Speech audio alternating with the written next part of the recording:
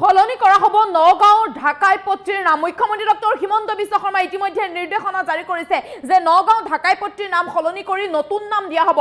এইবাৰ অসমীয়া নাম দিয়া হ'ব নগাঁওৰ ঢাকাই পট্টিৰ নাম। কিন্তু কি নাম দিয়া হ'ব ঢাকাই পট্টিৰ? মুখ্যমন্ত্ৰী ডক্টৰ হিমন্ত বিশ্ব শৰ্মাই বৃহৎ ঘোষণা এই মুহূৰ্তত লৈ অহাৰ চেষ্টা কৰিছো। এতিয়াৰ পৰা সলনি কৰা হ'ব নগাঁওৰ ঢাকাই পট্টিৰ নাম।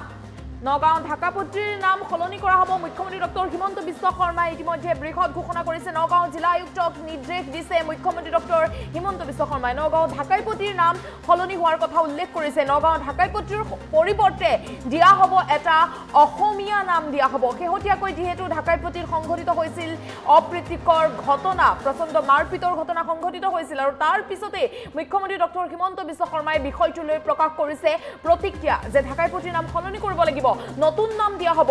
সলনি কৰা হ'ব নগাঁও ঢাকাই পট্টিৰ নাম। ঢাকাই পট্টিৰ সলনি দিয়া হ'ব নতুন নাম অসমীয়া নাম। এতিয়াৰ পৰা ঢাকাই পট্টিৰ পৰিৱৰ্তে অসমীয়া নাম হ'ব। জিলা আয়ুক্তক ইতিমধ্যে নিৰ্দেশনা জাৰি কৰিছে মুখ্যমন্ত্ৰী ডক্টৰ হিমন্ত বিশ্ব শৰ্মাই। যিহেতু এক অপ্ৰীতিকৰ পৰিস্থিতিৰ সৃষ্টি হৈছিল নগাঁও ঢাকাই পট্টিত আৰু তাৰ পিছতে মুখ্যমন্ত্ৰী ডক্টৰ হিমন্ত বিশ্ব শৰ্মাই বৃহৎ ঘোষণা কৰিছে।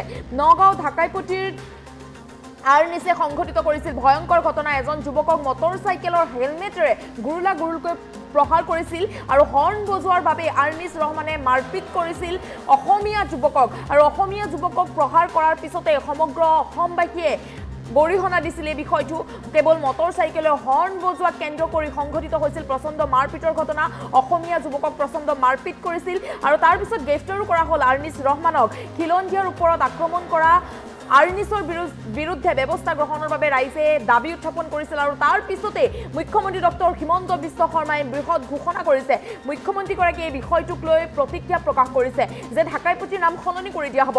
ঢাকাই পট্টিৰ পৰিৱৰ্তে নতুন নাম দিয়া হ'ব। নগাঁও ঢাকাই পট্টি বুলি নাথাকিব, নগাঁৱৰ ঢাকাই পট্টিৰ আন এটা নাম হ'ব, নতুন নাম হ'ব আৰু সেই নামটো অসমীয়া নাম হ'ব বুলি মুখ্যমন্ত্ৰী ডক্টৰ হিমন্ত বিশ্ব শৰ্মাই ঘোষণা কৰিছে যে নগাঁও জিলা আয়ুক্তক এই নাম সলনিৰ বাবে নিৰ্দেশনা জাৰি কৰিছে যে অসমীয়া নাম দিয়ক, অসমীয়া নাম হ'ব। ঢাকাই পট্টি নাথাকিব, ঢাকাই পট্টিৰ সলনি অসমীয়া নাম হ'ব লাগিব। নগাঁও যিহেতু ঢাকাই পট্টিৰ নাম সলনি কৰাৰ কথা মুখ্যমন্ত্ৰী ডক্টৰ হিমন্ত বিশ্ব শৰ্মাই উল্লেখ কৰিছে। মুখ্যমন্ত্ৰীগৰাকীয়ে মন্তব্য কৰিছে। মুখ্যমন্ত্ৰীগৰাকীৰ মন্তব্য আছে, মন্তব্য আগবঢ়াইছো।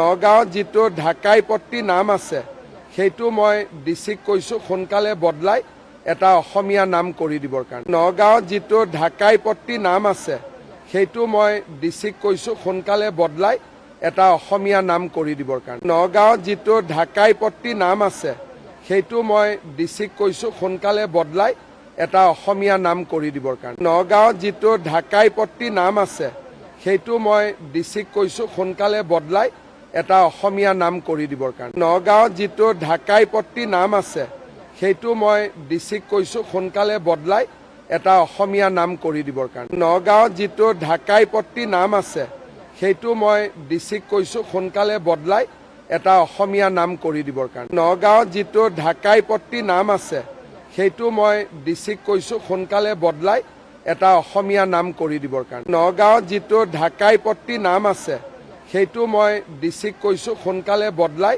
এটা অসমীয়া নাম কৰি দিবৰ কাৰণে। নগাঁৱত যিটো ঢাকাই পট্টি নাম আছে সেইটো মই ডিচিক কৈছোঁ সোনকালে বদলাই এটা অসমীয়া নাম কৰি দিবৰ কাৰণে। নগাঁৱত যিটো ঢাকাই পট্টি নাম আছে সেইটো মই ডিচিক কৈছোঁ সোনকালে বদলাই এটা অসমীয়া নাম কৰি দিবৰ কাৰণে। নগাঁৱত যিটো ঢাকাই পট্টি নাম আছে সেইটো মই ডিচিক কৈছোঁ সোনকালে বদলাই এটা অসমীয়া নাম কৰি দিবৰ কাৰণে। নগাঁৱত যিটো ঢাকাই পট্টি নাম আছে সেইটো মই ডিচিক কৈছোঁ সোনকালে বদলাই এটা অসমীয়া নাম কৰি দিবৰ কাৰণে। নগাঁৱত যিটো ঢাকাই পট্টি নাম আছে সেইটো মই ডিচিক কৈছোঁ সোনকালে বদলাই এটা অসমীয়া নাম কৰি দিবৰ কাৰণে। নগাঁৱত যিটো ঢাকাই পট্টি নাম আছে সেইটো মই ডিচিক কৈছোঁ সোনকালে বদলাই এটা অসমীয়া নাম কৰি দিবৰ কাৰণে। নগাঁৱত যিটো ঢাকাই পট্টি নাম আছে সেইটো মই ডিচিক কৈছোঁ সোনকালে বদলাই এটা অসমীয়া নাম কৰি দিবৰ কাৰণে। নগাঁৱত যিটো ঢাকাই পট্টি নাম আছে